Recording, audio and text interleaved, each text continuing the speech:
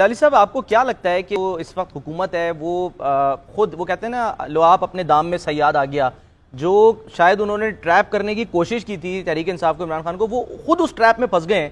کیونکہ عوام تو اس وقت بلبلا رہے ہیں، وہ تو آئے دن ڈالر کی پرائز، پھر ابھی پیٹرول کی پرائز کی بات ہو رہی ہے، آج ایل این جی کی جو قیمت ہے وہ بھی بڑھا دی گئی ہے، اس سے ظاہر ہے جہاں جہاں بجلی بنتی ہے اس کا اثر اس کے اوپر بھی آئے گا، عام آدمی پر اس کا بوجھ پڑے گا۔ تو اب حکومت جو ہے وہ ٹریپ میں پھنس گئی ہے، آپ کو لگتا ہے کہ نکلنے کا کوئی راستہ ہے اس کے پاس، یا وہ خود بھی جو ہے وہ یہ سوچ رہی ہے کہ بس اب ایک ہی حل ہے اور وہ یہ کہ الیکشن کی طرف جائیں؟ دیکھیے بھائی صاحب، سیدھی سادی بات یہ ہے کہ جہاد پاکستان کی لیڈرشپ کے لیے شروع ہو گیا ہے۔ یہ جہاد ہے، یہ ختم نہیں ہوگا جب تک پاکستان کا فیوچر ڈٹرمن نہیں ہو جائے گا۔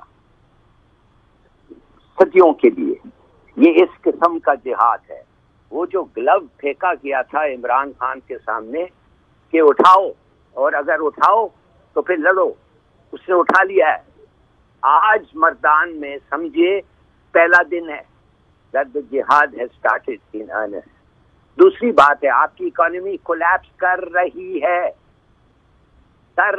ہے۔ جب 200 روپیہ بلیک مارکیٹ میں ہو گیا ہے dollar, it means the economy is collapse۔ میری بات نہ سمجھے، سنیے، آپ سنیے شوکت ترین کی کیا نام ہے اس کا، جہاں شوکت ترین کی کل ٹی وی پہ the collapse has started، اور آپ کے پاس 2-3 alternatives ہیں، اور وہ alternatives very very clear ہیں۔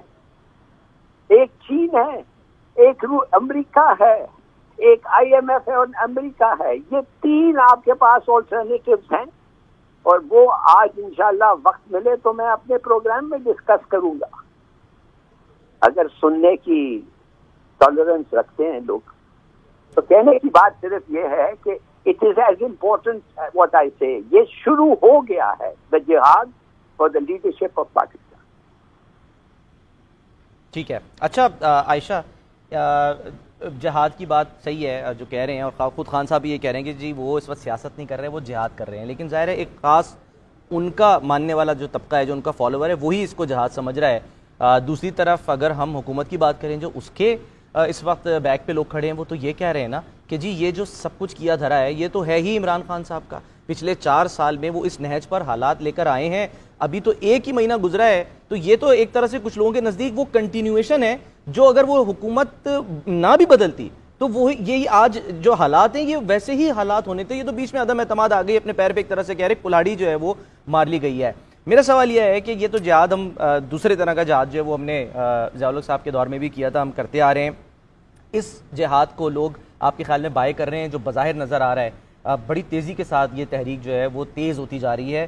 آئے دن ہم بات کرتے ہیں عائشہ، جو خاص کر اوورسیز پاکستانی ہے نا، وہ تو بالکل آنکھیں بند کر کے کھڑے ہیں خان صاحب کے ساتھ، اور وہ ہمیں مختلف طرح سے پیغامات ملتے رہتے ہیں اور وہ بتاتے ہیں کہ جی جو خان صاحب کہیں گے وہ ہم کریں گے، وہ تو اس چیز کو بائے کر رہے ہیں۔ اس کا حل حکومت کے پاس کیا ہے؟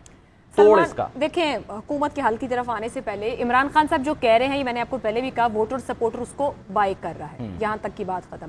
معاشی صورتحال ایک دن میں نہیں ہوئی، اس میں کوئی شک نہیں کہ ہم ایک بھیک لے کر چلنے والا ملک ہیں، اور آج سے نہیں ہے، کئی دہائیوں سے ہمارے یہی حالات اور صورتحال ہے۔ عمران خان کہتے تھے نہیں کروں گا، انہوں نے بھی آئی ایم ایف والا فیصلہ لینے میں تاخیر ہوئی، چائنا، یو اے ای، سعودی عرب اور پھر آئی ایم ایف بھی، ہم ہر جگہ گئے اور ہر جگہ کٹورا لے کر وہ جو آزاد ہماری پالیسی نا، خارجہ پالیسی، ہم نے وہ کشکول کے حالات دیکھ لیے۔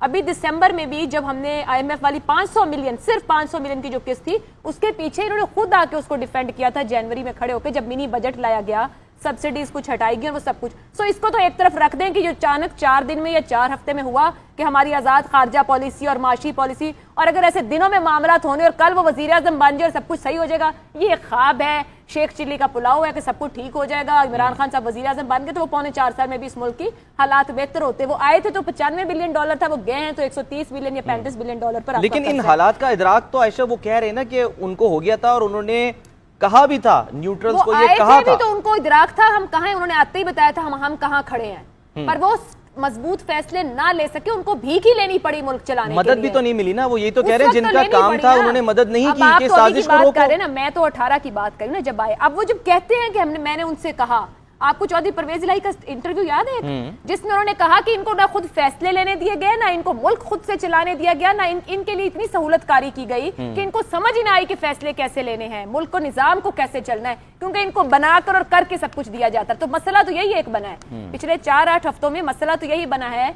कि अगर तो आखिरी दिन तक इंतजार किया गया। अभी भट्टी साहब ने 2 बार कहा कि वो उसके बंदरजात सामने रख दें। मैं तो ये कहती हूँ 9 अप्रैल की रात तक तो वजीर आजम पाकिस्तान इमरान खान साहब थे, 7 मार्च को उनको मरासला मिलता है। वो ये 40 दिन 31 दिन किसका इंतजार करते रहे?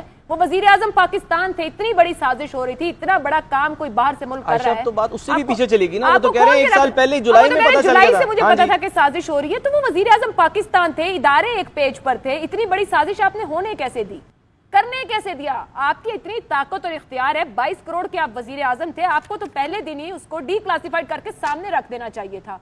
आप अब ये सब फिर आपने बड़ी इंपॉर्टेंट बात की जिहाद वाली, बार बार ये जलसों में खड़े होकर कहना कि उम्मत के लिए ये पैगाम, और वो उम्मत सिर्फ पाकिस्तान के 22 करोड़ पर खत्म नहीं होती है, मुसलमान दुनिया भर में भरे पड़े हैं, मुसलमान हर जगह मौजूद हैं। ये कहना कि जो मैं कह रहा हूँ सच है, जो मैं कह रहा हूँ वो हक है, मैं ये नहीं कह रही बाकी भी सब गलत बात, मगर क्या कोई एक स्टेटमेंट, कोई एक बयान सामने आके खड़े होके पूरी शिद्दत से कहता है कि वो जो कह रहे हैं वो बिल्कुल दुरुस्त और सच है? कोई एक बात, वो पॉलिटिकल बयान हो जो उन्होंने कहा वो सच है और वो बिल्कुल दुरुस्त निकला और वो साबित हो गया हो? मतलब आपका ये नैरेटिव बार बार कहना, आप अखलाकियात की बात करते हैं मगर जबान से जो अल्फाज निकलते हैं उनमें अखलाकियात हो ही ना, गालम गलोच और इल्जाम से बात शुरू होती हो और उसी पर खत्म हो जाती हो। कम अज कम इन 3.25 साल में हमारे अखलाकियात के मयार, हमारी और बहुत सी बातों के मयार तो इस जगह आ जाएं कि हम कहें कि हमने एक कौम और माशरा बनाया जो अखलाकियात के मयार पर पूरा उतरता है। ठीक है। अच्छा सईद काजी साहब, सर जैसे अभी आयशा भी कह रही थी कि जी डेस्परेट हैं, तो sir desperate measures in desperate times, ये तो हमने सुना है ना, तो फिर आपको नहीं लगता कि बजाय इस वक्त ये कि अपनी अपनी सियासत की जाए और इक़्तिदार की जंग लड़ी जाए, खा वो कोई भी लड़ रहा हो, इस वक्त पाकिस्तान की मईशत को बचाया जाए किसी भी तरह से? और जिस तरह शहबाज शरीफ साहब ने आते ही इस हुकूमत के 2018 में कहा था कि भाई आइए मिसाक़े मईशत कर लेते हैं, वो आखिर तक वो उनका ख्वाब ही रहा, किसी ने उनके साथ नहीं किया, वो तो हाथ मिलाने को तैयार नहीं है। आपको नहीं लगता कि ये वक्त तकाजा कर रहा है कि अनाओं के बुत को तोड़कर सब इकट्ठे हों, ये जो काबीना है जिस पर इंपोर्टेड का इल्जाम लग रहा है वो वापस आए, बैठे, इनके साथ भी बैठे, इनको साथ मिलाए, बजाय ये कि ये खबरें आए कि जी मुल्क डिफॉल्ट की तरफ जा रहे हैं, कोई इसका कोई बैठकर सर जोड़कर हल निकालें? ये बिल्कुल आपने ठीक कहा, मगर इससे पहले मैं एक बात करना चाहता हूँ। जरा पिछले 3.5 साल के प्रोग्राम तो निकालें। नाअहल, नालायक, बर्बाद कर दिया। ओ अरे भाई तुम आए हो तो वहीं रोक लेते इसको। अगर 180 पे इमरान खान छोड़ के गया है या 88 पे या 85 पे छोड़ के गया है तो रोक तो लो। 3.5 साल हमारे कान पक गए कि बड़े PhD जो हैं वो बैठे हुए थे, वो चले गए और ये नालायक आ गया है। आज हमें याद आ गया है ये तो 35 साल का और 70 साल का था। ये सारा 70 साल का मलबा 3.5 सालों में याद नहीं आया जिस वक्त इमरान खान बैठा हुआ था। तो एजेंडा क्या था आपका? ये क्या प्रोपेगेंडा हो रहा था यहाँ पे जो सुबह और शाम हो रहा था? नाअहली बमुकाबला corruption, corruption is better than नाअहली। तो मैं इस दरखास्त करता हूँ करप्शन से कि यार स्लाइड जो है इसको तो रोक दो, ये जो नीचे गिर रहा है इसको रोक दो, तो हमें पता चले कि वाकई करप्शन जो है it is better and superior than Imran Khan नाअहली। तो ये हमें आज याद आ रहा है। I think we are very wrongly taking side. अब मैं आता हूँ आपकी बात की तरफ। बात आपने पते की और करोड़ रुपए भी कम है उसके लिए जो आपने बात की। कौन इकट्ठा बैठे?